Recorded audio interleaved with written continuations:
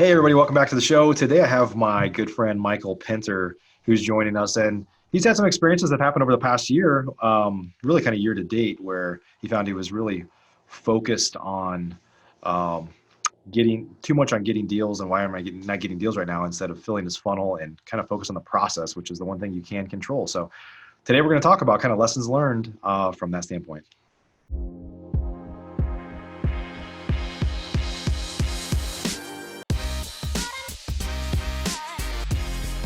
Professional real estate investors know that it's not really about the real estate. In fact, real estate is just a vehicle to freedom. A group of over 100 of the nation's leading real estate investors from across the country meet several times a year at the Investor Fuel Real Estate Mastermind to share ideas on how to strengthen each other's businesses, but also to come together as friends and build more fulfilling lives for all of those around us. On today's show, we're going to continue our conversation of fueling our businesses and fueling our lives. I'm glad you're here.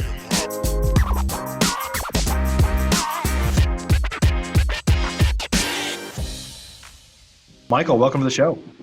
Hey, Mike. Good to see you, buddy. Good to see you. I just saw you last week at Investor Fuel, but always good to see you. So I don't know if you're disappointed that we have to see each other again this soon, or you're happy about that, or what? Very happy. Yeah, good.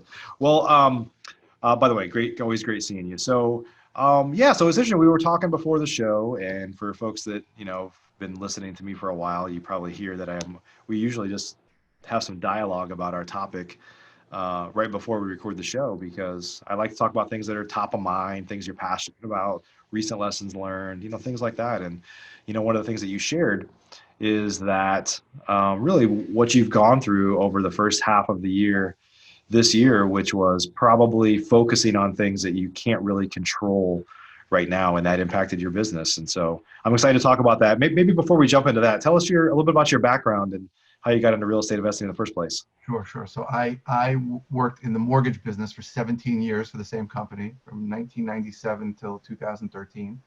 I met my business partner there. He worked at the company too. And I like to say I was there for 17 years. It was good for like 11 or 12 years. But when the crash hit in 2007, things got very difficult. I made more money there every year until then, and I made less money there every year thereafter. So I started dabbling in buying some investment properties with my coworker, who is now my partner. And after a while, we realized that we can make a lot more money doing that than in the mortgage business. So we started doing this full time in about 2013. And for the first few years, we really went to live auctions in my county, Nassau County, New York. We went every single Tuesday, and we bought more properties every year. We bought some on multiple listing service from realtors, but after a few years of that, we realized we really couldn't scale that. The price that you get a property for at auction is not in your control. If you have a max price and someone else pays more, then you're not going to get the property. So we started marketing direct to sellers a few years ago, and that's where we are now. And we love it. It's been going great. We every year has been better than the last. Yeah, that's great. Hey, maybe for some perspective. So you've seen, after you left the mortgage industry, the mortgage industry kind of went back up over the past few years and facing some challenges again now, right, with where the market cycle is, and also the fact that that industry, in terms of getting mortgages, has just gotten kind of more automated and there's some bigger players that have gotten into the game that have taken some of the inefficiencies that created opportunity for mortgage lenders. Is that fair to say that? Well, I mean, right after the crash, all of the Alt-A loans went away. So before 2007, 2008, we used to look at each other in the mortgage business and say, there's really nobody we say no to. If someone has bad credit, they want to buy with no money down, and they investment property, we can do 100 of them if they want it. Yeah. Really after that all went away, and the pendulum really swung the other way, and one of the reasons why I left, you had very, very qualified borrowers who couldn't get a loan. I had one guy who was making $1 million a year, had $7 million liquid in the bank, and I couldn't get him a $300,000 condo loan for his ex-wife's apartment. So it was a little nuts. And then I think now it's gotten better to the point where people can get loans who need loans, and there are Alt-A products out there for no income. There are no income loans, and there are no asset loans, but they're not 100%. So you have to put 20 or to 30% down. So that makes sense. And there are loans for people with bad credit, but again, they need to show income. So if any one of those factors is not there, it makes sense to make the loan. The problem was in 2007, 2008, we were selling loans to Wall Street where no, you didn't have to have any factor, right? We used to say a mortgage stands on 4 legs: income, assets, credit, and appraisal. You didn't need any of that stuff in 2006, right? Yeah. You could borrow 105% of the property, have bad credit, and not show income or assets. So today, I think they understand that if you're putting 25 to 30% down on a property, even if your income isn't great or your credit's not great, it's unlikely you're just going to walk away from it like what a lot of people did in 2007. Yeah. Yeah. Any parallels to take from that in like the real estate investing industry in terms of efficiencies that have happened or just market cycle? I don't think so. I think that was really a unique situation. It was Yeah. it was a crazy situation, and we knew it was a crazy situation. And I worked for a really good company that's still around. A lot of people that worked in the mortgage business, the companies closed down, and we were much more cautious than what we were allowed to do. But what was happening was this: it was a crazy cycle where the market was going up so much that the Wall Street was buying these loans and packaging them into mortgage-backed securities, and the rating agencies weren't seeing any defaults on them. So they just assumed that if somebody was buying a loan and had no income, no credit, no assets, and nothing, they weren't going to default because the real estate market was going up so high. Sure. So the rating agency started giving A ratings and A+ ratings to these mortgage-backed securities that were really full of crap. Right. Right. And then as soon as the real estate market topped out, it was a house of cards that fell down. I don't know anything like that could happen in the real estate industry. Yeah. I think obviously the real estate industry is cyclical, but the run up there was artificial because anyone with no job, somebody you met on a bus, could go buy 50 properties. So that was it was an artificially created real estate cycle. I think now the quality of the loans are much better, and it'll go down. The market will go down like it always goes down, but it's not going to go down at that rate and that to that extent. Sure, sure. Yeah, and I think what we're going to talk about today is process oriented, really understanding your conversions and some of the things like that is really a lot of people, that are new or newer that I talk to, they're like, well, is it a good time to get started in real estate investing? And I'm like, well, it's always a good time if you buy right, right? And I think a lot of people on the outside world think that the kind of wholesale market follows the retail market, which is not necessarily true, right? I mean, Right.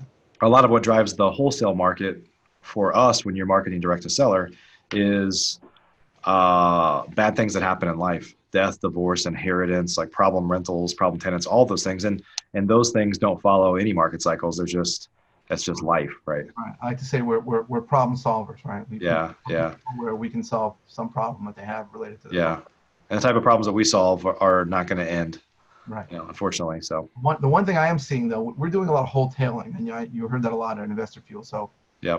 what we're seeing is that the difference in price between a completely renovated home that you might sort of figure out with your ARV or the after repaired value to sell to a rehabber, right? To wholesale to a rehabber, and the difference between that price and the price someone will pay for like a 4 or a 5 out of 10 house, right? Old kitchen, old bathrooms. Like in New York, we have pretty old properties.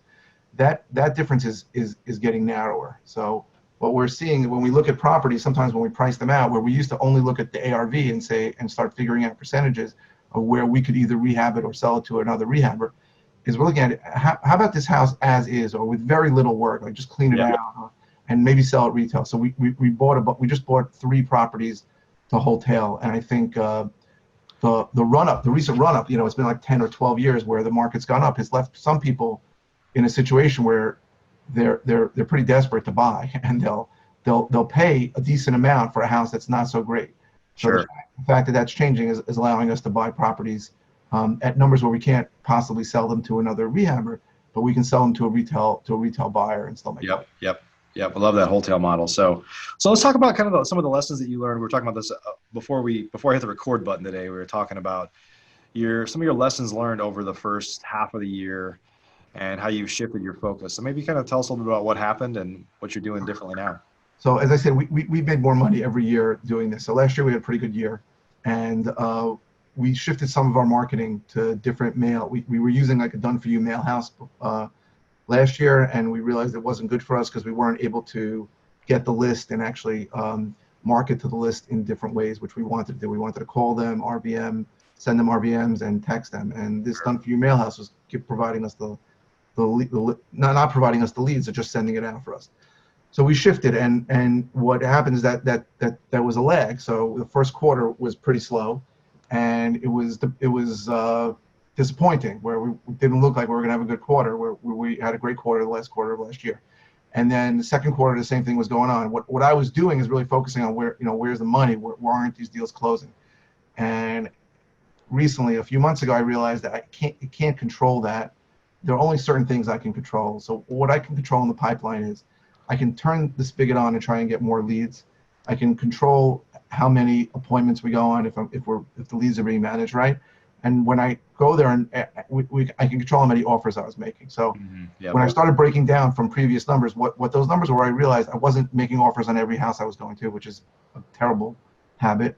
If somebody didn't seem right, or it's just foolish. We should make offer on every deal. There's no reason not to. And when I started realizing that if I just focus on the process, then miraculously the results started to come in. We got a lot of contracts, and they're all going to lead to a lot of money. So I think the third quarter is going to be great for us, maybe our best quarter ever. But only when I focused on the results, I really got disappointed. And when I focused on the process, I got the results. Yeah, and for you guys in the Northeast, you have really long sales cycles. We talked about this before. Your closings could take several months sometimes, and because you're lawyer-based instead of title company-based, and a lot of other issues like that. That if you're like, show me the results right now, it's like it's kind of like there's this.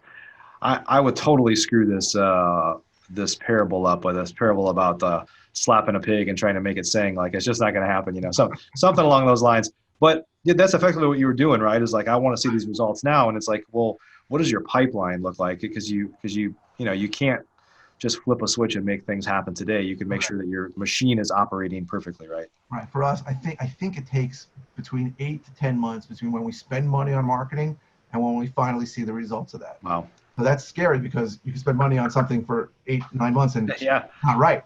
So when we shifted our marketing at the beginning of the year to different mail house, different lists, and I should have understood that it's going to be slow in the beginning, and it's clock started over. Right, but instead I just got like depressed, like what's going on here? We're not seeing the results. Yeah. When I finally just focused on doing what I could do, the results started coming in. So talk about how you monitor that stuff. Like how do you monitor your pipeline, and maybe share some of your stats and people that are listening, like, some of the things that they should be looking at if they're not already. Sure. I should probably open it up so I know. So I use a Google sheet to really monitor. I get the information from our CRM, which is InvestorFuse.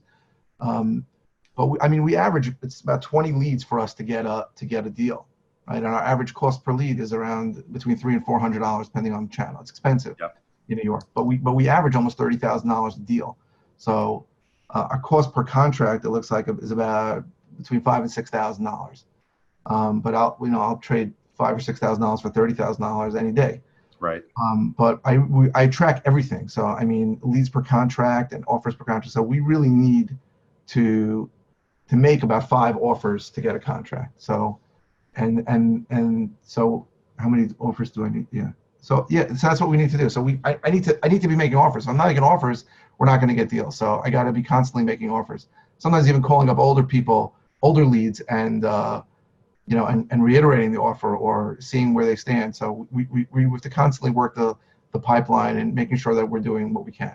Are you doing anything differently now, or are you just kind of shifting what you focus on in terms of monitoring? Like, it's all these things have conversion rates, right? I get 20, you say you close 1 in 20, so that's a 5% conversion. So if you look at your dashboard and you're like, we're at 3% for the past 2 months, then something's wrong. Like, kind of talk about kind of diagnosing those different stages of the funnel. Sure. So we had a leads manager who in the beginning, she was really good, and then I don't know what happened, but she ended up not being so good. Like I listened to her calls, and just her energy level dropped, and she just wasn't on top of doing her tasks. I'm not even sure what happened, but we gave her a warning, and we let her go at the end of last month. So recently, and we had a caller from the Philippines who was just really great on the phone, and who was always asking for more work and more things to do. So we promoted him to leads manager. So still training him. It's a little bit of a process, but I think he's going to be great. And I think that part of it, yeah, we weren't converting as much because, I mean, I spoke to one guy who said, you were supposed to call me yesterday. I went with somebody else. Like literally that happened. And she had Oh, that always to sucks. call her. I know things like that are going to happen. I mean, sometimes they tell you to call them and then they went with somebody else. Right. But we were definitely losing deals because she wasn't on top of it. So Yeah. I think now we're better poised to not lose those things out of the funnel, and we have to turn the spigot on for more leads. And I think things are going to be great going forward. We got a good pipeline. I locked up 2 deals when I was in San Diego, so that made me extremely happy. That's nice. Yeah. Well, the reason why I thought that it was the best investor fuel I went to, and yeah, you have to be on top of these things all the time. The conversion rate should be steady. I mean, it's going to go up and down a little, but if it's not, you got to be on top of why. I don't know if you've fallen into this trap. I have for sure. Of like, I set it up. I teach people this is what you're supposed to do, and I, as the owner and a manager, I just assume, well, it's happening now because I told them, But and I do this with a lot of our VAs and stuff now. They have to like literally send me a daily report, like pictures of our funnel because I'm visual. Like I don't want to read a bunch of stuff. Like just show me the conversions, or the more we can use red and green. Like, hey, this is bad, this is good. Like things that just pop out as an exception, and then I'll drill in deeper if I have to. But sometimes I've taken my eye off, just trusting the team's got it. And you look back and you're like, God, this has been going on for a month and I didn't know it, and I just didn't put the things in place to say, tell me if there's a problem, Right. So I hired this leads manager right before I left to California, right? So I knew that there was going to be a week where it wasn't going to be perfect. I tried to talk to him as much as I could, but when I got back, I'm like, listen, there's a lot of things I should have told you that I didn't. I want to go through it now and almost start again. And he's good, and I think he'll get it. But it's very easy to think that people understand what you're saying, especially when you're dealing with people overseas, where it's culturally sometimes there's a gap, and you think something's clear and it's not clear. So what you said before about having a morning call every day is something I think I really want to do with my dispo manager and the leads manager. Just go over it every day. We have a weekly meeting on Monday, but I think maybe even speak for a few minutes a day every day just to make sure that like just something simple with the leads manager is he wasn't able to schedule appointments in mine and my partner's calendar. Like that was just something that wasn't working, and that was we missed appointments. Like that's not good. Right. But I knew that I had to get rid of the old leads manager, and even though I was going to California, and I didn't just go for Investor Fuel. My daughter's there for the summer, so we went for like 4 days before, and I really didn't want to think that much about business, even though I did. But I knew that it had to be done. But very often what you're saying is true. You set something up, you think they understand it, and then a month and a half later, you realize that they had a completely different understanding than what you said. Right. Yeah, and when you have this, I don't mean this in a negative connotation, but the cost of labor in the Philippines and a lot of overseas countries is so cheap that it's like, in the past, I'm like, I don't want somebody to spend an hour preparing this thing, but it's like, hey, that's $5 and it helps make sure my business is on track. Like spend an hour at the end of the day, like typing up a report or doing this research for me to tell me where we're at. Like that's just part of what you do, So something I didn't even mention before, but and a lot of people spoke about it at Investorfield, was starting a RIA, like a group. We started that 3 months ago. I never would have been able to do that without the help of other Investorfield members. So April Crossley helped me, Bill Kenny helped me. Nice. And at Investorfield, Dylan Tanaka was extremely helpful. He's amazing. So we started 3 months ago. It's really gone well. Like we got over 40 people every time. We have more people each time. We had 50. So our third meeting was Thursday, right after I came back for Investor Fuel, and we started charging for it, which I was like scared to do, and people were so happy to pay us. We have more people come to that one than anyone before, and people are telling us that they really thought it was like a scam if it was free. Now that they actually have to pay, and we charge them $5, but they thought that it might be great. Yeah, that's been amazing for me. But for 3 months, I was, even 4 months, because I started a month before, I was the one trying to get people to come to this, which I have a whole system that I do through meetup.com. I was thinking about, I might share it on Investor Fuel's Facebook just to show it, because yeah, that'd be great. But it was taking hours a day of my time, and after a while, I realized this is nuts. Like this is not the best use of my time. So I got a VA to do that, and there's complications when they're doing it from the Philippines, but they connect to a computer here. Again, it's something to show. But VPN or now she's doing it for 2 hours a day. Right through it. Well, VPN. I use TeamViewer. It's a simple program, but I have a computer that no one uses in my office, so she connects to that, and it's such a pleasure not having to think about it, knowing that she's doing it. Yeah. It's amazing. Yeah. One of the things that you said a minute ago about, or we were talking about, is so this guy, Aaron is in the group, and he runs a sales team for his investing business. And they were talking about just, they have this morning 15-minute kind of power chat type thing. Like, what are you going to do today? Get everybody pumped up. Like, what are your leads? What can I help you with? And I used to do, so I have, as you know, I have a couple different businesses, but in my team I'll say this, for the past year, up until like 2 months ago, we had this, I just called it a stump meeting. We're going to stand around the stump and talk stuff, which was maybe over the phone or whatever, but just this dedicated 15 minutes that if my team needed anything, let's talk about it then. And we weren't using it very much, and I went away from it. I basically just can't, it was in my calendar, in everybody's calendar, it was like a preset meeting. And one day I was just like, we're not really using it, or we hadn't been using it. And part of it is I was traveling, and I just literally deleted it from the calendar because it was like a recurring thing, like forever.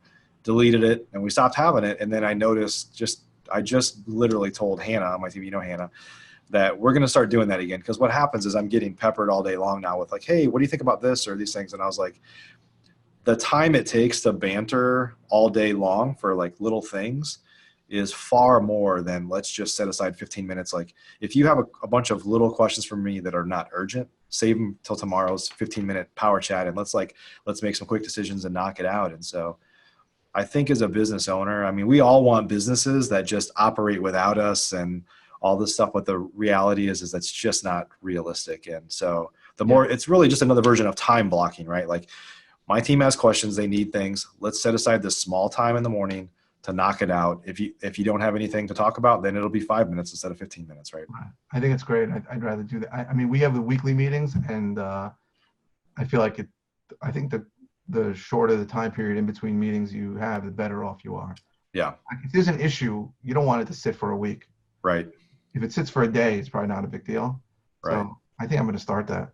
Yeah. Yeah. Because if you don't, you get peppered all day long. It's just disruptive to other things you should be focusing on, right? When you had the stump meetings, did you still have like a level 10 meeting every week? Did you do that? Yeah. Yeah. We have a level 10 every Wednesday.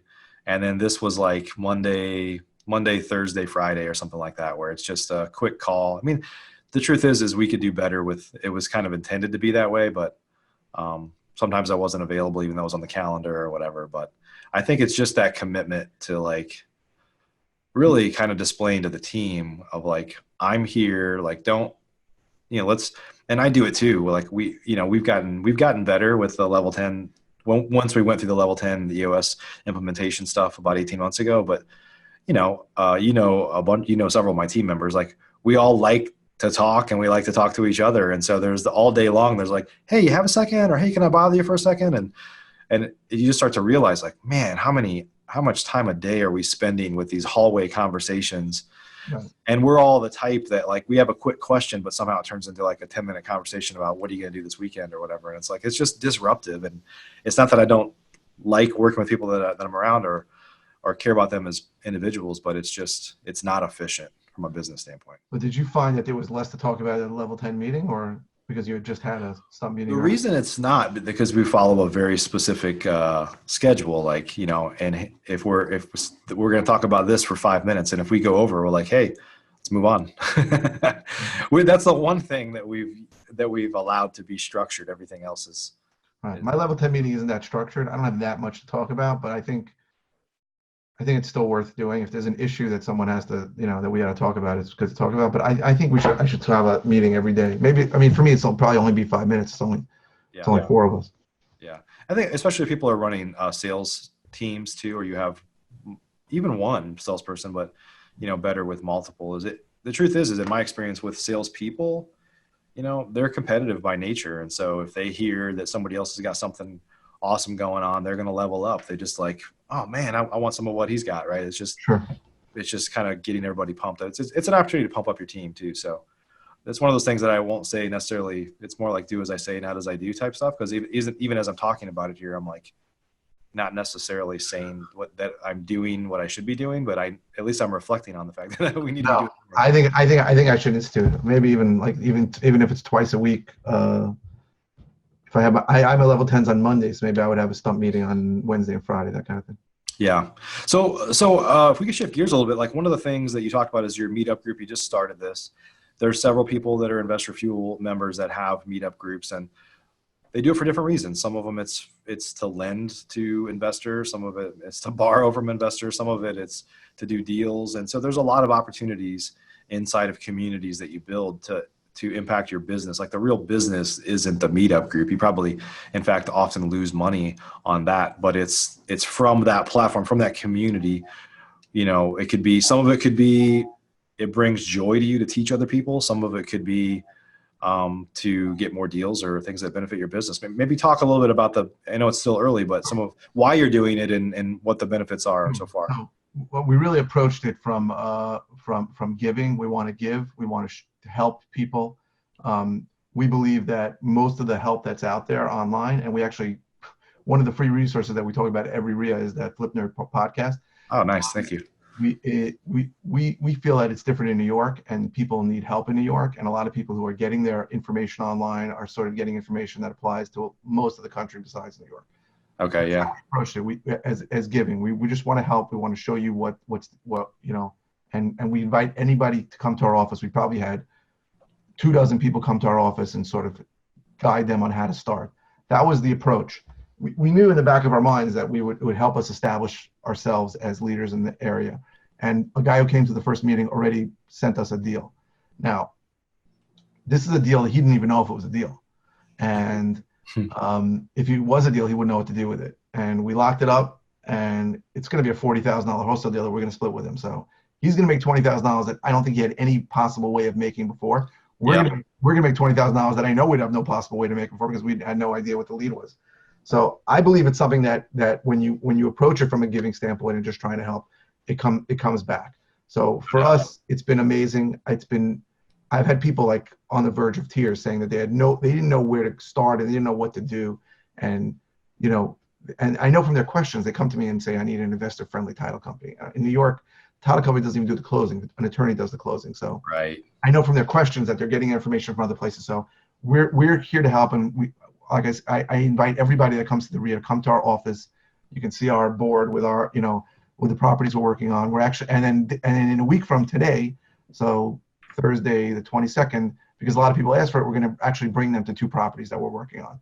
So, and we have like a dozen people signed up for that. So we again, our approach was just to help anybody who needs help. We're here to help you, but it's already more than paid for itself. And we believe it's something that will help us over time, also by establishing ourselves as the experts in the area.